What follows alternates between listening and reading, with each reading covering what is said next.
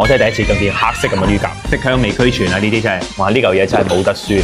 阿靚仔講呢個神灣雞嚟，哇！睇下啲皮幾脆啊，哇幾薄！你睇呢個幾有儀式感。而家食私房就搞到越嚟越犀利。香港人帶路啊！今日嚟到中山去食一間高級嘢，聽講咧係中山頂級圈層嘅私房飯堂嚟㗎。我哋而家快啲去感受下。哇！啲環境真係冇得景，你睇啲山清水秀，幾多綠葉，哇！呼吸晒啲大自然咁樣，個人啊都慢活啲啊！成棟嘅 house 哦，呢啲就係私房菜哦。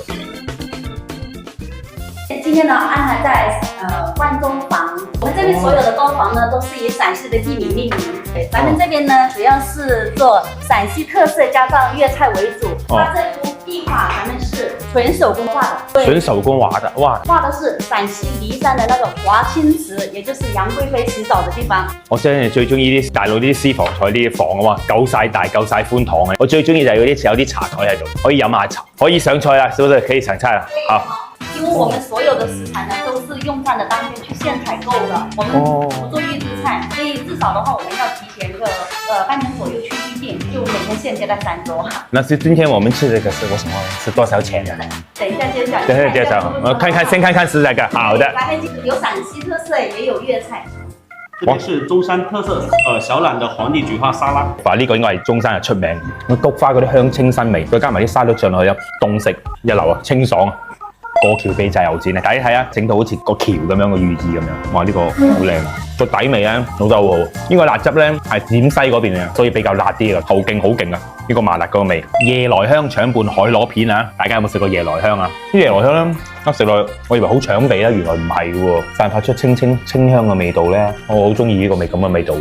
陝西嘅特產嚟㗎，都係手工整㗎。紅色呢個咧，我聽講頭先用係火龍果嘅，青色呢一個用菠菜汁整嘅，真係食得出係手工咁樣。油潑辣子個香氣咧，哇，好突出咯，酸辣辣咁樣。好開胃㗎！是大唐盛世傳承活體羹，唐代的宮廷秘品。個中幾得意，成個駱駝咁樣啊！即係裏邊有駱駝的肉，還是沒有？因為現在咱們不讓宰殺駱駝，所以咱們用的是牛皮筋去替代。有木耳絲啦、筍絲，仲有啲檸檬葉喺度，煙煙韌韌咁樣。我未食過牛蹄公肉，咁得意喎！如果酸辣辣，即係其實好似咁樣酸辣湯咁樣。它是傳統家燒海桂魚，它是陝南的比較傳統的一種做法，用的是野生的海桂魚。哇！你睇啲魚肉係酸辣辣嗰個味道啊！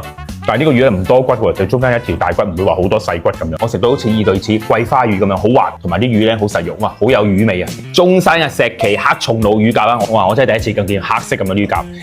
哇！你睇下啲汁水，啲皮好脆啊！哇，同埋個肉咧好嫩，好多汁啊！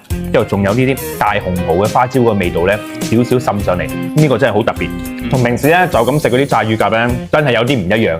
呢個香料嘅層次咧都好獨特。驪山秘製黑松露霸王爪啊！呢個咧係傳統陝西嘅做法咯。呢嚿嘢幾鬼大，哇！呢個聞到幾大陣黑松露嘅味。沙葱這個是色香味俱全啊！呢啲真係流晒口水啊！真係幾靚。哇！呢嚿嘢真係冇得輸。應該真係唔錯喎，佢都有少少黑松露嘅味，唔好食落去唔會話好油膩咁樣。佢啲肉咬落去咧，已經一咬即刻碎，一絲絲咁樣。啲小米咧陝西嚟嘅，啲梅乾菜咧係陝南過嚟嘅。佢頭先有炒過咧，下邊有焦焦地有啲焦香嘅味道咧，佢就想整好似飯焦嘅感覺出嚟。啲廣東人嚟講咧，簡直就好似食緊梅菜扣肉飯咁樣。肉夾饃啦，呢個我最中意食嘅陝西嘅傳統菜嚟㗎，我覺得好得意啊，佢比較細啲啊，個餅好脆好香啊！每日師傅純手工嚟整，包新鮮。盤城大紅袍脆皮雞，雞是哪裡的雞啊？我們用的是神灣那邊的果園雞。哇！睇下啲皮幾脆啊！哇，幾薄，一啲油脂都冇喎。好滑，好有雞味啊！阿靚仔講呢個神灣雞嚟嘅，呢全部走地雞嚟。啲肉咧好緊緻，同埋啲大紅袍同埋啲花椒混埋一齊個味道。哇！這個好漂亮啊！大唐一記紅塵妃子笑。紅塵妃子笑，你睇呢個幾有儀式感，好彈口，好脆喎。佢外邊咧係啲紅脆米嚟嘅，仲有呢個最特別咧，就有少少陳皮香嘅味道啊。這道是鮮花椒火焰漬雪花牛粒方，請您點個火。哦，真係好靚啊！哇！你睇下而家食私房菜幾有儀式感，雪花牛柳粒啊！哇，好香啊！有它那個鮮花椒的香味。青椒、紅椒同埋有啲京葱喺度，好嫩啊！